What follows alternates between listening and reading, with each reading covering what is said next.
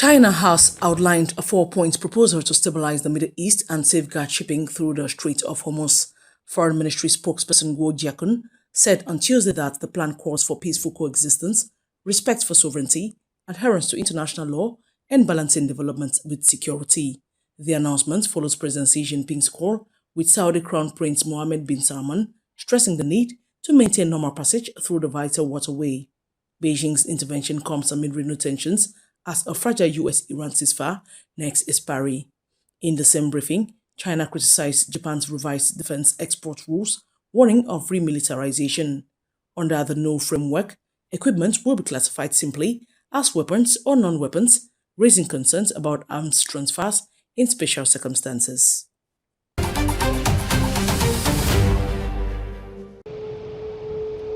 Lebanon has received 27 tons of humanitarian aid from Russia as an emergencies ministry aircraft landed in Beirut on Tuesday. Footage showed civil defense teams unloading supplies with Russian Ambassador Alexander Rudakov and Civil Defense Chief Imad Kresh signing documents. Rudakov stressed Russia's solidarity with Lebanon, saying the support was humanitarian, not military, and aimed at easing the crisis in the south. Kresh added that aid should be valued as a gesture of friendship between nations. The cargo included mobile generators, food, and essentials, with the return flight set to evacuate Russian citizens. Delivery comes amid escalating clashes between Israel and Hezbollah, which have left more than 2,000 people dead despite a fragile US brokered ceasefire.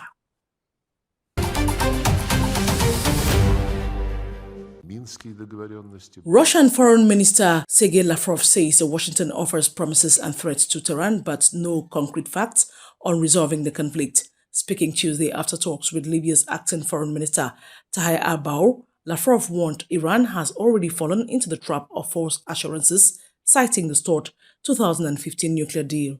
He added that US sanctions remain harsher than IAEA safeguards and a return to the JCPOA framework would be a major success. Al-Bahr praised Russia's ties with all Libyan factions, saying Moscow could play a key role in unifying state institutions. The remarks come as anticipation built for new US-Iran talks in Islamabad following a fragile ceasefire and months of escalating violence. Libya's acting foreign minister Tahir al-Bahr says Tripoli wants to contribute to peace and progress in the Middle East, not create problems. Speaking in Moscow after talks with Russia's Sergey Lavrov, he stressed Libya's readiness to play a more significant role in regional stability. Al-Bahr warned that the conflict is undermining energy exports from the Arabian Peninsula with global repercussions. He condemned both Israel's airstrikes and Iran's retaliatory actions, urging a permanent ceasefire to secure supplies and protect Arab nations. The comments come as anticipation grows for new US-Iran talks in Islamabad following a fragile ceasefire and months of escalating violence that saw the death of Iran's supreme leader, Ali Khamenei.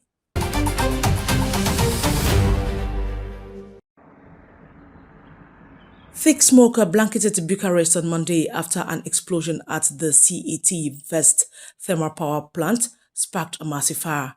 Authorities say the blaze began in 2 electrical transformers before spreading to a third unit, fueled by nearly 30 tons of stored oil.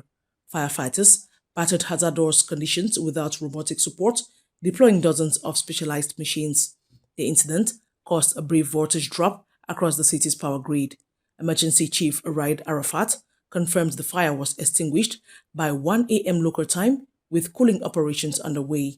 No injuries were reported, though the cause of the explosion remains under investigation.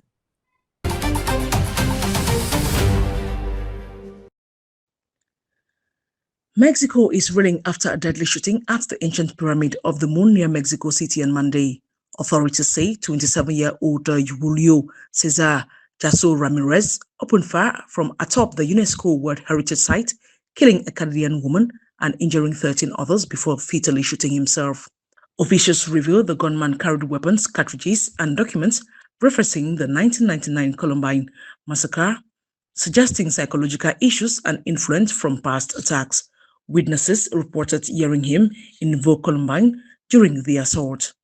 The site was closed following the tragedy but will reopen Wednesday with reinforced security, including metal detectors. President Claudia Sheinbaum vowed safety at the archaeological site and during the upcoming World Cup, stressing it is safe to be in Mexico.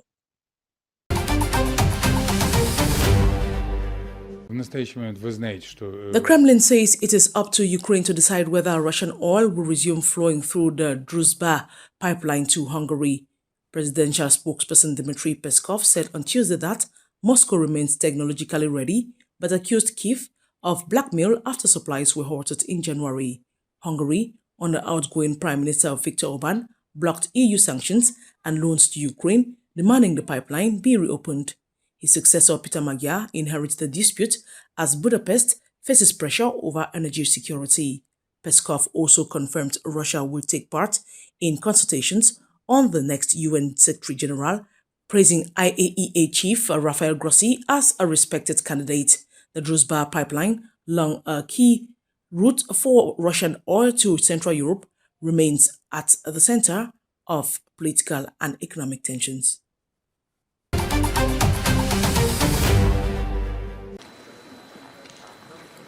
Senegal's President Bassirou Diomaye Faye opened the 10th Dakar International Forum on Peace and Security with a bold call for Africa to assert its sovereignty. Speaking Monday, he urged the continent to move beyond being a spectator in global geopolitics, rejecting foreign-defined agendas and advocating for resource processing within Africa.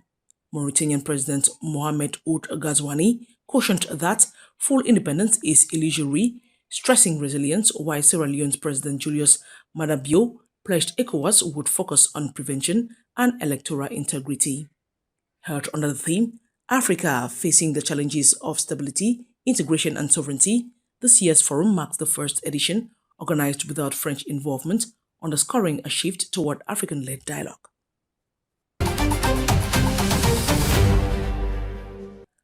Togo has recently launched a bold diplomatic campaign to phase out the centuries-old Mercator projection, arguing it distorts Africa's true size and global perception.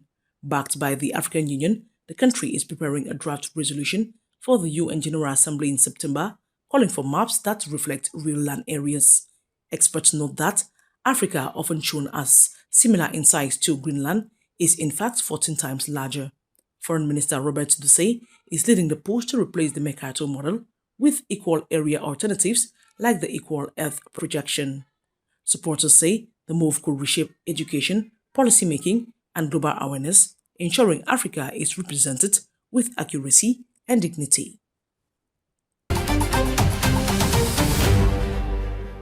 A historic milestone was reached Tuesday as Russia and North Korea completed the span of their first ever road bridge across the Tumen River. Footage showed the flags of both nations unfurled as workers placed the final metal plate connecting the structure.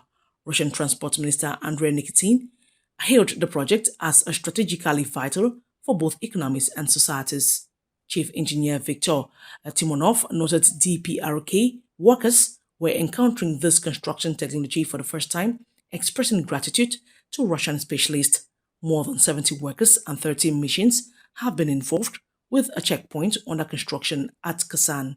The bridge project, agreed by Presidents Putin and Kim Jong-un in 2024, began in April 2025 and is now entering its final stages.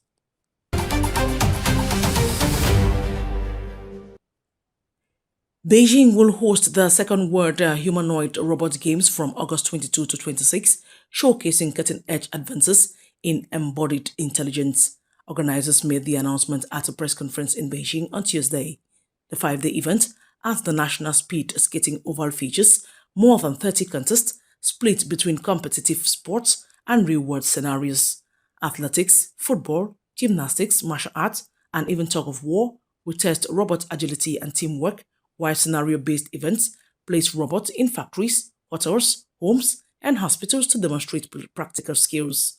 Organizers say this year's edition raises the challenge with autonomous 100-meter races and fine manipulation tasks like firefighting and food preparation.